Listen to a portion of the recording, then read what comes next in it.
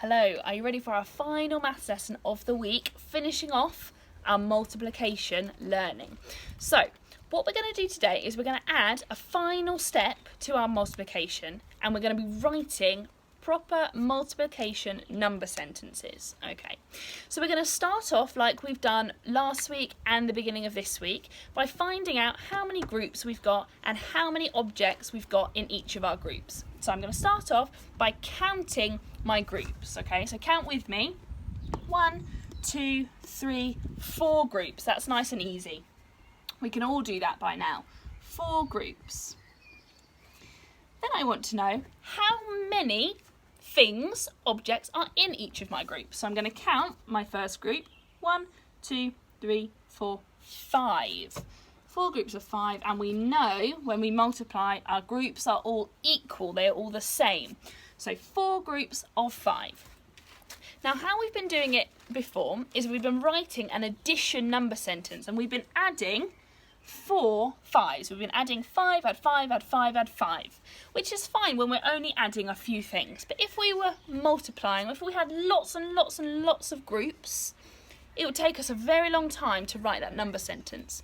So there's an easier way that we can write multiplication number sentences, and that is using a new symbol. And we're going to use this symbol. You might have seen it before, the times or multiply symbol, and it's a cross. So an addition is standing tall like this.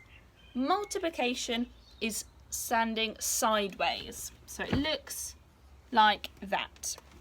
Okay, and what that multiply or times means, it means groups of.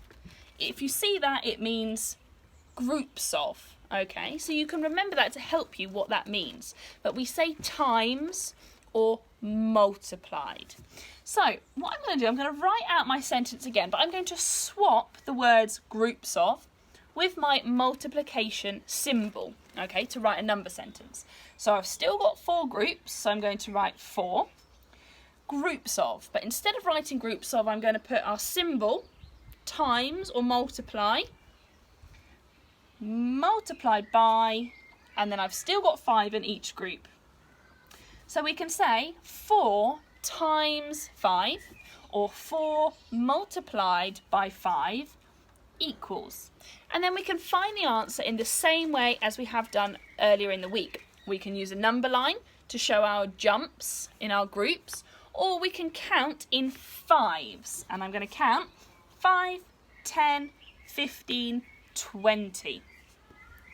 So 4 groups of 5, or 4 times 5 equal 20. Okay, so I don't need to write a long number sentence.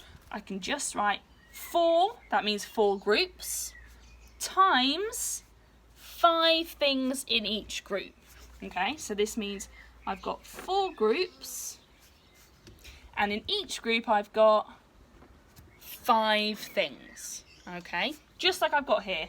4 groups, 1, 2, 3, 4, and each group has got 5 things.